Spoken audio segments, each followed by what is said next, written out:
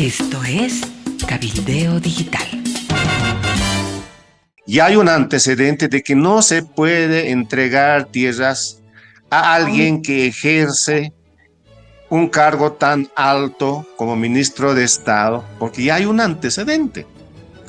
Entonces, aquí prácticamente el Tribunal Constitucional estaría ratificando un delito que ya se ha cometido, ¿no?, en esas circunstancias. Ahora, es bueno saber quiénes son los dos tribunos que han firmado esa sentencia.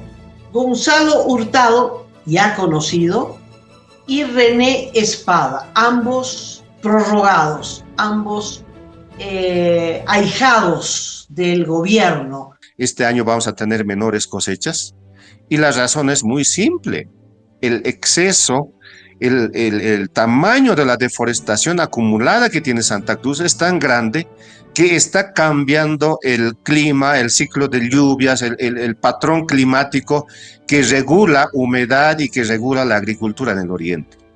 Son grupos que adoptan, seamos claros, adoptan el disfraz de campesinos andinos, de interculturales, de gente que no tiene tierra, y empieza a organizarse en grupos que se hacen llamar comunidades y toman tierras, en la mayoría de los casos en complicidad y coordinación con las autoridades del Poder Ejecutivo, ¿no? Y quieren asentarse y ocupar a la fuerza. Fácilmente podría decirte que un 80% de estas comunidades son comunidades fantasmas donde la gente no vive y solamente lo ha acaparado de esa manera con el fin de revender estas tierras, de transferir a otros. Ahí hay un error del gobierno nacional. En gran parte el gobierno nacional ha entregado autorizaciones a nuevas comunidades a gente que en realidad es militante del MAS. Y es como un pago al apoyo político, y eso nunca debió haberse hecho, y eso está exacerbando todos estos problemas que hoy en día estamos escuchando en los medios. Yo diría que es tiempo de poner una manera de frenar este tráfico de tierras, es frenar el desmonte ilegal y las autorizaciones irracionales de desmontes que hace la Autoridad de Bosques y Tierra. Eso creo que ralentizaría y en algún grado disminuiría el problema del conflicto por las tierras que tenemos en el país. Presentamos a continuación la entrevista de Cabildeo TV.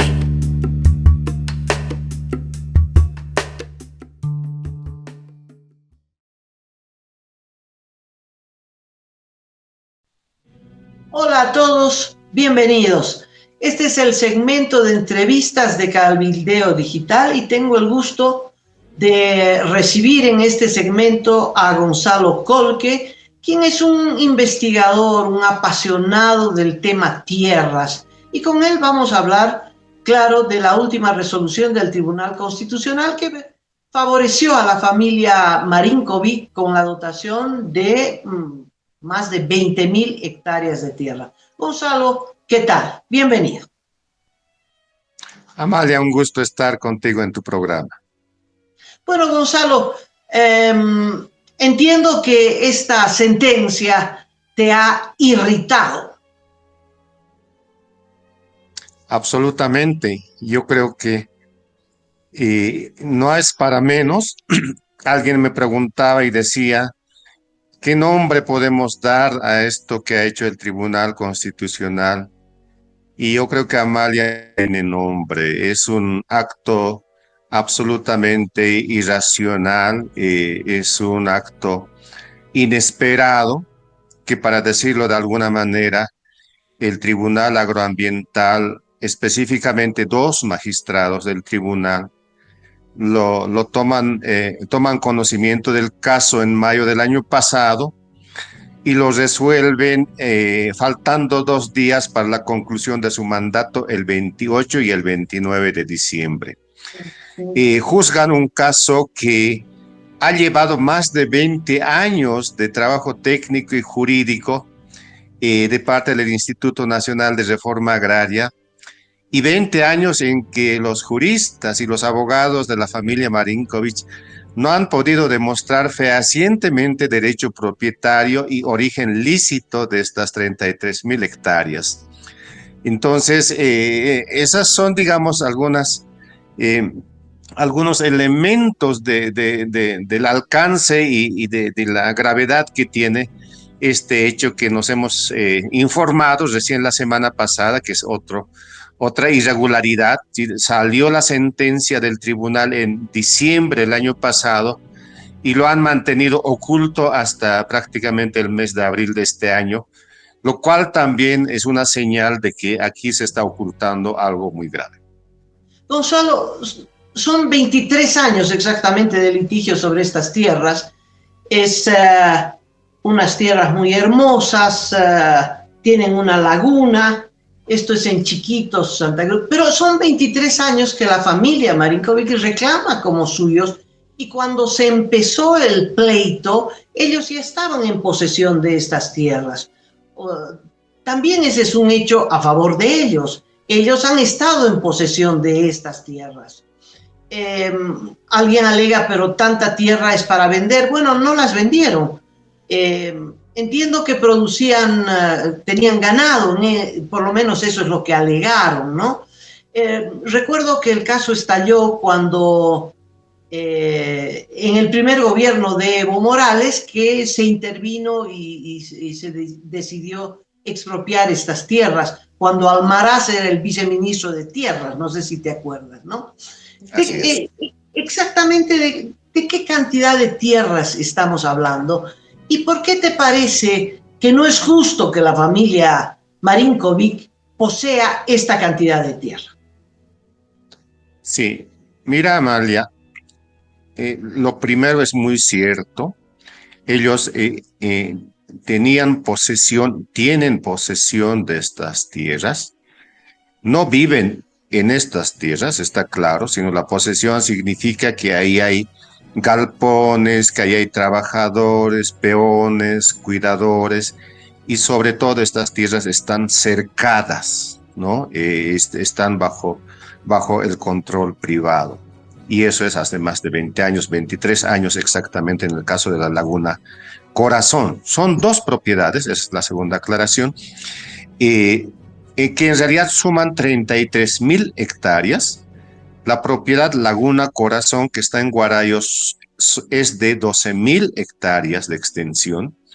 Y la otra propiedad que está en la Chiquitanía es de 21.900 hectáreas, para tener mayor precisión, lo cual es mayor a 33.000. Estos dos predios tienen como origen, tú debes bien recordar, Amalia, la época del Consejo Nacional de Reforma Agraria, que fue intervenido en el año 91-92 por graves denuncias de actos de corrupción. Después de la intervención, el Consejo Nacional de Reforma Agraria fue cerrado y 2 años más tarde sustituido por el Instituto Nacional de Reforma Agraria, que nace en su lugar para corregir estas irregularidades, ¿no? Entonces, en esos años de los 90, inicios de los 90, es que una principal razón para todos estos cambios y la nueva ley de tierras que tenemos en el país es que se habían distribuido arbitrariamente tierras en grandes cantidades, muchas veces solamente a voluntad y decisión de los jueces agrarios que existían en las provincias.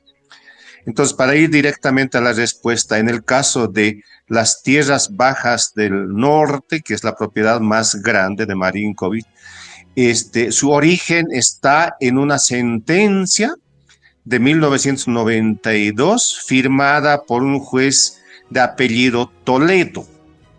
Y en el proceso de saneamiento se ha evidenciado que este señor Toledo, primero, no era juez agrario en esa época.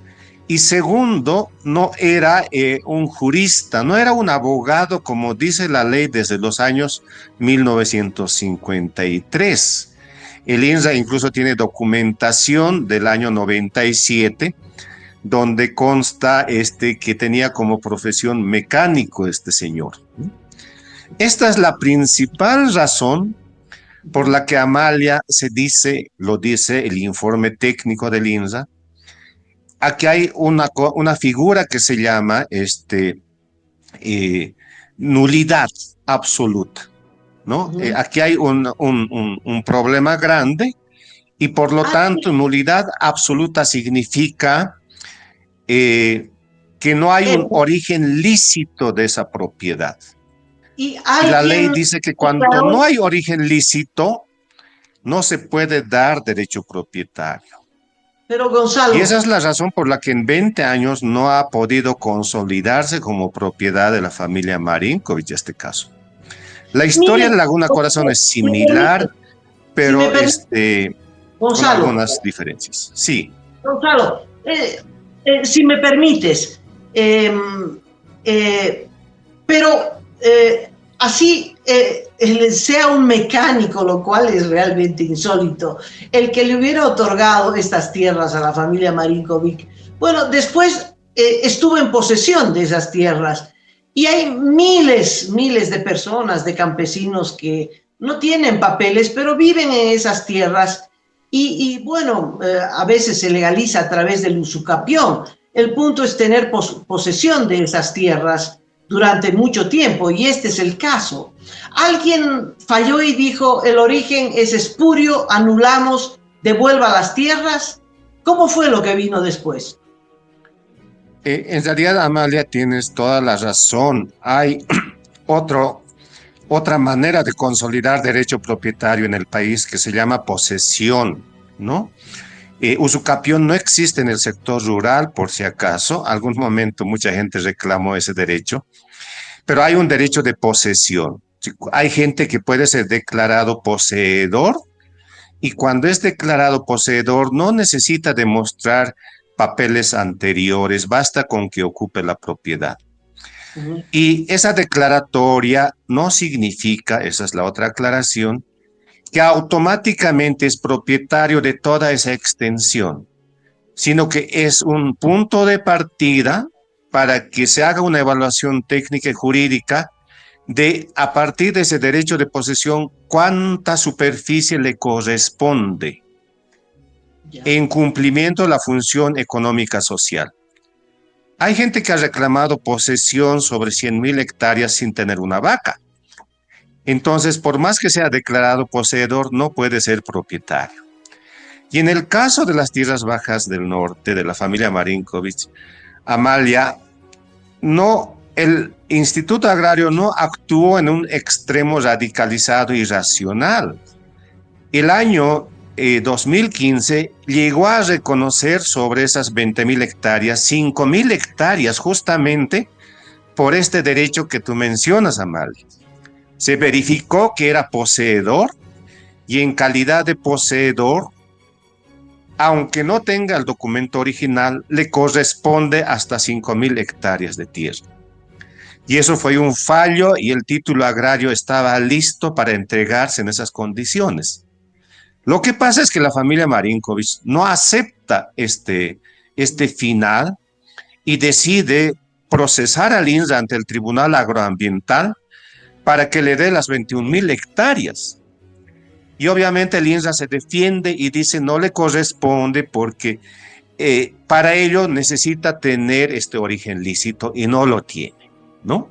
Entonces, más o menos esa es la figura y que en realidad, digamos, atendiendo en regla, lo que debiera haber hecho el Tribunal Constitucional a lo mucho es ratificar ese derecho ya reconocido.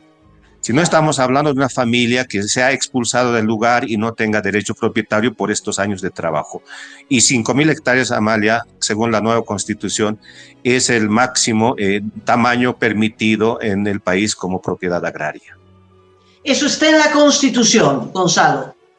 En la Constitución. Está en la Constitución. Bueno, hay una sentencia también del Tribunal Constitucional del 22, de noviembre del 22, que ratifica que lo máximo son 5.000. Y 5.000 es bastante, ¿no? 5.000 es bastante. Y habiendo esa sentencia del 22, el mismo Tribunal Constitucional ahora determina, saca un fallo diciendo que la familia Marinkovic puede ser legítimamente propietaria de estas, habla de 20.000, ¿no? El fallo del 28 de diciembre habla de 21.000, me parece, Gonzalo. 21.000 hectáreas. De 21.533 hectáreas, que es un país prácticamente, ¿no? Enorme. Y bueno, estamos ahí. El asunto, Gonzalo, es que esta sentencia sí es sospechosa. ¿Tú crees que hubo, que corrieron verdes, maletines con verdes? ¿Cómo puede el Tribunal Constitucional aprobar un fallo de esta magnitud? Como diría un dicho popular, Amalia, yo no tengo pruebas, pero tampoco dudas de que ha pasado eso. Tenemos muchos amigos, colegas, abogados, gente que ha trabajado en el Instituto Nacional de Reforma Agraria, que ha trabajado en el Tribunal Agroambiental, en la ABT de Bosques. Y la gente como entre broma apuesta y dice, bueno, habrán sido $100,000 o habrán sido más. Obviamente es a la hora de preguntarnos por qué de este fallo irracional, tenemos que empezar a preguntarnos otros temas que van en este sentido. No hay otra explicación, no hay una explicación de justicia agraria. Y hay otras muchas irregularidades, una que te menciono, Amalia. En gran parte la sentencia constitucional se basa en la resolución distorsionada que se aprobó durante el gobierno transitorio de la señora Áñez del 2020. Ahí salió toda la gente del INSA anterior y entraron otras personas. Y en esta época, específicamente en septiembre del 2022, es cuando es reemplazado el informe técnico del INSA anterior por una nueva que decía que debe reconocerse en toda su extensión estas dos propiedades. Y hay un detalle que hay que tener en cuenta y que probablemente los dos magistrados del Tribunal Constitucional no lo sabían o no lo tomaron en cuenta. Esas resoluciones del 2020 que están respaldando y están obligando a su cumplimiento, se han aprobado cuando el señor Branko Marinkovic fue nombrado ministro de Estado. Él primero fue nombrado como ministro de Planificación. Ejerció este cargo y luego pasó a ser ministro de Economía el año 2020. Ese es el contexto y la circunstancia en que hay que leer que el INSA prácticamente en 2 semanas haya decidido borrar todo el trabajo técnico y jurídico de 20 años y reemplazar con un nuevo informe que recomendaba la titulación de estas propiedades. Ya por el caso de Edim Céspedes, del famoso Bolívares, Amalia, que tú bien debes recordar, ya hay un antecedente de que no se puede entregar tierras a alguien que ejerce un cargo tan alto como ministro de Estado, porque ya hay un antecedente. Entonces, aquí prácticamente el Tribunal Constitucional estaría ratificando un delito que ya se ha cometido, ¿no?, en esas circunstancias. Sabiendo esto, es que también en su momento retrocedieron de esta demanda. Y cuando terminó el gobierno transitorio ya no exigieron más lo mismo y acudieron al Tribunal Constitucional. Entonces, el tribunal creo que ha cometido muchísimos errores de ese tipo, porque encima han primado pues otro tipo de intereses, Amalia, para que en tan corto tiempo hayan sacado y hayan resuelto y tomado decisiones sobre una materia tan complicada de entender, donde el tribunal especializado y que tiene autoridad es el Tribunal Agroambiental, ¿no? Y el Tribunal Constitucional no tiene tanto derecho, competencias, por decirlo menos, como para entrar en materia agraria con tanto detalle como se lo ha hecho. Entonces, obviamente ahí se ha sobrepasado incluso las competencias que son asignadas de manera especializada al Tribunal Agroambiental. Salvo que se hubiese cometido una violación constitucional, es decir, que el Tribunal Constitucional no podía inmiscuirse en el contenido de la demanda. Su competencia son los derechos constitucionales, es decir, que Branko Marinkovic o la familia Marinkovic no hubiera tenido una justa defensa, que el Tribunal Agroambiental no los hubiera escuchado, no les hubiera dado tiempo, en fin, alguna violación al derecho a la defensa y a los derechos constitucionales.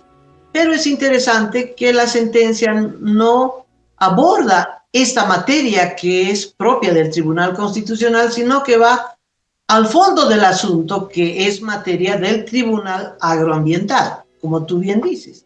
Ahora, es bueno saber quiénes son los dos tribunos que han firmado esta sentencia.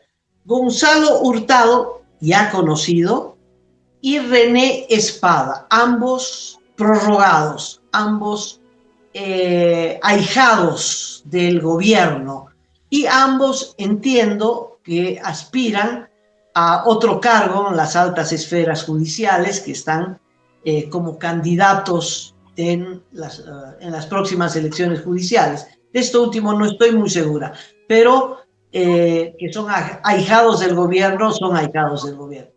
A pesar de ser ahijados y prorrogados y defendidos por Arce, me refiero al presidente Arce, el ministro de Tierras ha manifestado que están estudiando la posibilidad de abrirles un proceso penal.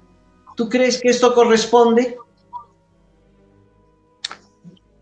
Amalia, eso no resuelve la decisión que han tomado. Efectivamente, ellos han tomado una decisión más allá de decir que la familia Marinkovic se le ha infringido algunos derechos constitucionales y ordenar tanto al Tribunal Agroambiental como al ENSIE de que vuelva a revisar el trabajo que han hecho, porque a lo mucho pueden llegar a eso, pero se han sobrepasado en ese papel. No solamente recomiendan que vuelvan a revisar los documentos anteriores, sino de que ordena cuál es la decisión y la resolución que ellos tienen que consolidar como derecho propietario, entregando un título agrario sobre estas dos propiedades sin quitar un metro cuadrado de esas hectáreas que hemos hablado. En todo este tiempo, Amalia, sería bueno que la prensa también entreviste a mucha gente que ha pasado por estas instancias agrarias y que son especialistas en materia de derecho agrario.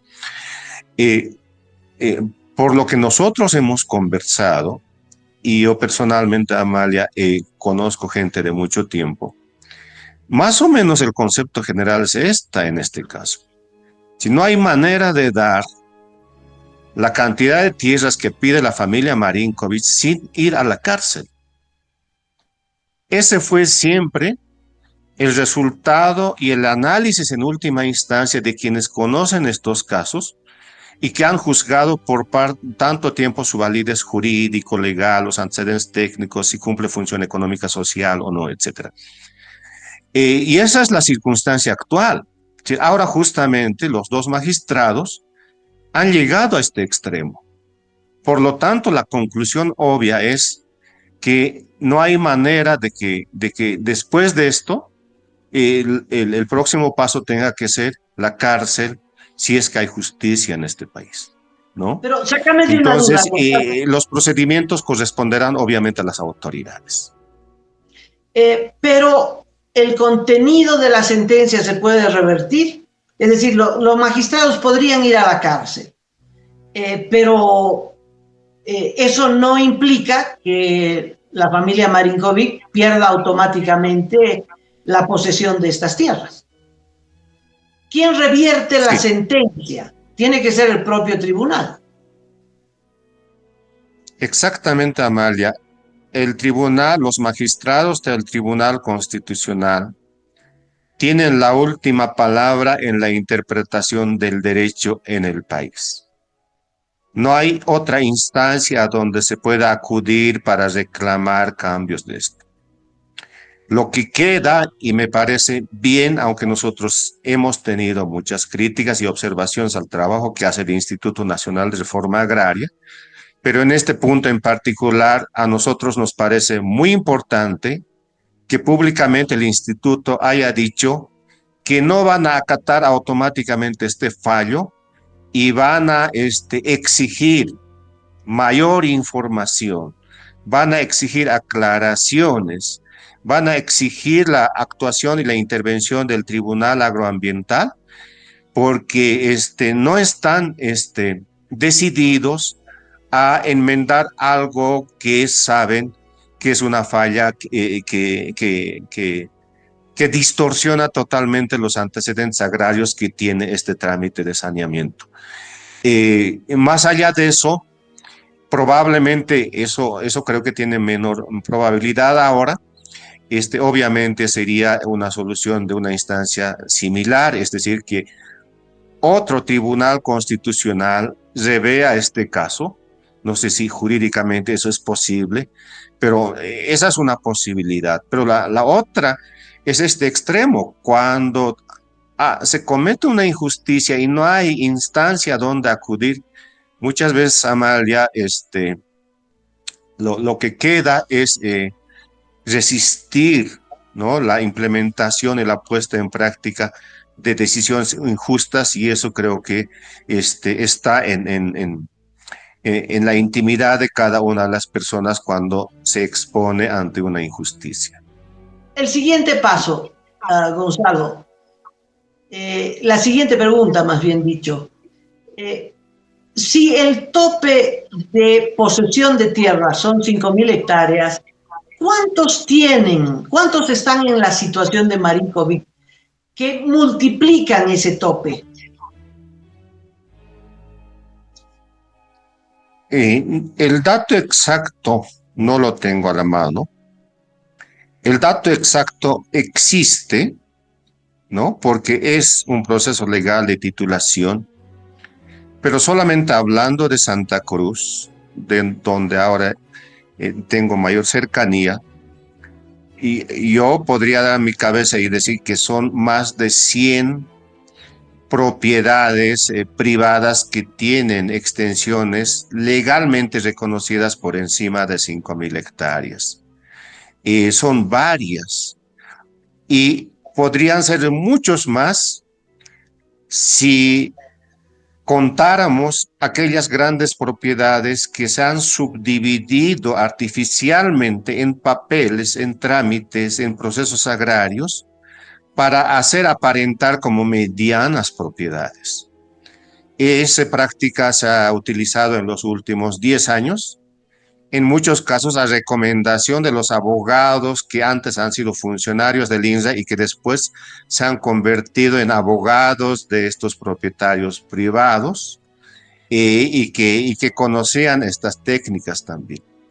También existen propiedades que están a nombre de terceros, y también ha habido transferencias, que es otro mecanismo de ocultar el origen de estas grandes propiedades, ¿no? En Santa Cruz es absolutamente normal, como no alcanzan las personas para contabilizar las hectáreas. En cuanto los jóvenes cumplen 18 años de edad, empiezan a tener propiedades de 5.000 hectáreas a su nombre, ¿no? Porque no abastece la cantidad de familias como para poner las tierras a nombre de cada una de las 5.000 hectáreas. Entonces, hay muchas familias todavía con grandes propiedades de tierra. Ahora, vamos a lo que Santa Cruz llama su modelo económico. La agroindustria necesita grandes extensiones de tierra, Gonzalo, y ese es el punto central. Habrán otra gente que acapara tierras para traficarlas, para revenderlas, ¿no? Y esa es la parte negra de esta historia. Pero también existe un empresariado que utiliza estas tierras para la agroindustria. Y Santa Cruz, y tal vez el país, en materia agrícola vive de la agroindustria. ¿De esto qué tienes que decir? Mira, Amalia, es importante no meter en la misma bolsa a los empresarios agropecuarios. Efectivamente, hace 20 años todos podían ser calificados de latifundistas, que la historia se ha encargado de borrar de la historia contemporánea. Pero hoy en día existen empresarios agropecuarios que cumplen perfectamente la ley, que cumplen perfectamente la función económica social y hacen un trabajo productivo. Quizás tienen fallas, muchos más eh, que todavía tienen grandes deudas en cuanto a la conservación, en cuanto a la biodiversidad y de que no desmonten tanto como se desmonta. Entonces, definitivamente hay gente que genera empleo, genera movimiento económico, trabaja la tierra y particularmente yo además ya diría, es más valioso aquella gente que trabaja personalmente la tierra siendo empresario. Cuando uno tiene 2.000 hectáreas, 5.000 hectáreas de soya o de maíz, está en el campo, bajo el sol, trabajando con la piel tostada por el sol. Esa gente es gente respetable en el país. Pero hay gente que tiene mucho más tierras que esta. Y lo peor, hay gente que teniendo tierra vive del alquiler de la tierra y no trabaja siquiera. Y hay gente que simplemente utiliza la tierra para el engorde. Entonces, hay un sector, lamentablemente, sector mayoritario, diría yo, que hace un mal uso de los recursos naturales, depreda estas tierras. Amalia, hay gente, empresas también, que sabiendo que una zona no es productiva en términos agrícolas, lo desmonta en extensiones de 1.000 hectáreas, 2.000 hectáreas, 3.000 hectáreas, por ejemplo, en San Ignacio de Velasco, en Concepción, a sabiendas de que la agricultura solamente va a rendir durante 3 o 4 años y después técnicamente está demostrado que ahí no hay producción. Y a pesar de eso, eliminan el bosque. Y ese tipo de excesos es lo que hay que controlar en el país, Amalia. Y es ahí donde está gran parte del problema. Hoy en día hay un debate en Santa Cruz, por ejemplo, de por qué este año vamos a tener menores cosechas. Y la razón es muy simple. El exceso, el tamaño de la deforestación acumulada que tiene Santa Cruz es tan grande que está cambiando el clima, el ciclo de lluvias, el patrón climático que regula humedad y que regula la agricultura en el oriente. Y ahí también hay gente que está tomando conciencia y está empezando a preocuparse, por ejemplo, de recuperar las cortinas rompevientos y todos estos elementos ambientales que son importantes para la producción sostenible. Ahora, Gonzalo, en esta perspectiva poco alentadora, ¿qué aporte tienen los colonizadores, los que toman las tierras, los que fusil en mano, secuestran inclusive periodistas para hacerse a la mala de tierras? ¿Es necesidad de tierra o es necesidad también de negociar la tierra? Es lo segundo, Amalia. Son grupos que adoptan, seamos claros, adoptan el disfraz de campesinos andinos, de interculturales, de gente que no tiene tierra y empieza a organizarse en grupos que se hacen llamar comunidades y toman tierras, en la mayoría de los casos en complicidad y coordinación con las autoridades del Poder Ejecutivo, ¿no? Y quieren asentarse y ocupar a la fuerza. Estas tierras, como sabemos, no son tierras donde llegan a asentarse, a vivir, a trabajar. Por lo menos en Santa Cruz, Amalia, hay 1.400 comunidades con autorizaciones de asentamientos en tierras fiscales. No tengo el dato exacto, pero fácilmente podría decirte que un 80% de estas comunidades son comunidades fantasmas donde la gente no vive y solamente lo ha acaparado de esa manera con el fin de revender estas tierras, de transferir a otros, ¿no? Con papeles que supuestamente les reconocen derechos de autorización y de desmontes. Entonces, es un sector. Y de nuevo, tampoco todo el mundo tiene estas características y a veces sufren y son víctimas personas que realmente apuestan a trabajar tierras en zonas muy alejadas. Conocemos y de igual manera comunidades campesinas de gente, por ejemplo, que se ha ido de Chuquisaca, de las zonas más pobres de Chuquisaca, y que hoy en día en San Ignacio de Velasco siembran maní. Y a pesar de que no encuentran mercado y precio para su producción, alguna vez hemos preguntado, ¿y por qué no se vuelven a Chuquisaca, no? Si la están pasando mal. Y dicen, a pesar de esas condiciones, aquí tenemos mejor vida y podemos comer. Entonces, muchas veces esta gente también es víctima porque a veces pensamos que todos son avasalladores, pero hay gente que vive en el lugar. Hay gente que abre camino utilizando su propio dinero, su propia fuerza de trabajo, y hay gente que incluso establece zonas de asentamiento con sus propias escuelas.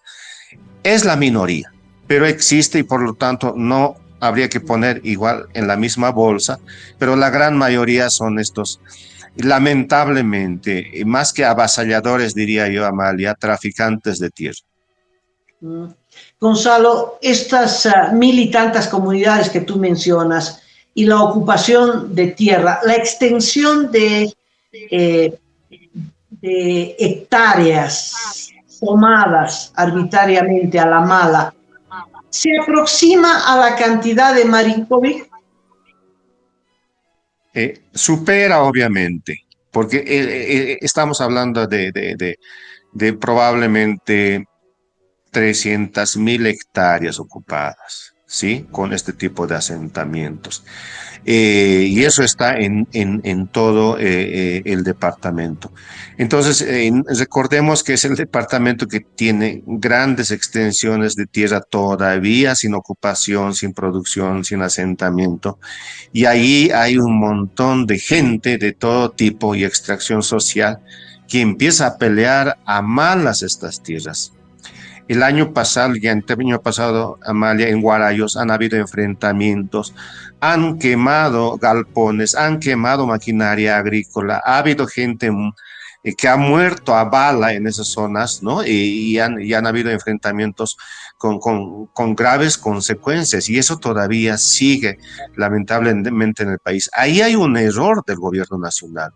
En gran parte, el gobierno nacional ha entregado autorizaciones a nuevas comunidades a gente que en realidad es militante del MAS. Y es como un pago al apoyo político, y eso nunca debió haberse hecho, y eso está exacerbando todos estos problemas que hoy en día estamos escuchando en los medios. Gonzalo, la última y para cerrar. ¿Esto tiene solución o va en crescendo, va de mal en peor? Yo creo que está tocando fondo, Amalia. Está tocando fondo y cuando se toca fondo lo único que quedaría es empezar a reactivar un proceso de distribución mucho más sostenible, de anulación de muchísimas autorizaciones, ¿no? Donde no está tocando fondo, Amalia, es en el desmonte. Sigue el desmonte. Una cosa es hablar de cómo la gente se pelea y se apropia estas tierras, pero gran parte de estas tierras todavía tienen bosque, ¿no? Y las autorizaciones, los desmontes ilegales están avanzando sobre estas tierras en disputa. Si tuviéramos que poner en la balanza ambos temas, yo diría que es tiempo de poner de una manera de frenar este tráfico de tierras, es frenar el desmonte ilegal y las autorizaciones irracionales de desmontes que hace la Autoridad de Bosques y Tierra. Eso creo que ralentizaría y en algún grado disminuiría el problema del conflicto por las tierras que tenemos en el país. Entonces, por el lado ambiental, creo que todavía se puede hacer mucho y estamos a tiempo en muchas zonas, ¿no? Si no se da tanta autorización de desmonte, esas tierras en disputa, podríamos salvar de estos desmontes irracionales para sembrar soya o maíz 2 o 3 años y dejar toda esa zona sin bosques por los próximos 20, 30 años. Gonzalo, te agradezco enormemente tu explicación. Muchas gracias y espero no sea la primera vez en esta entrevista, en este segmento de Cabildeo. Muchas gracias. Será hasta la próxima entonces. No, muchas gracias a ti, Amel.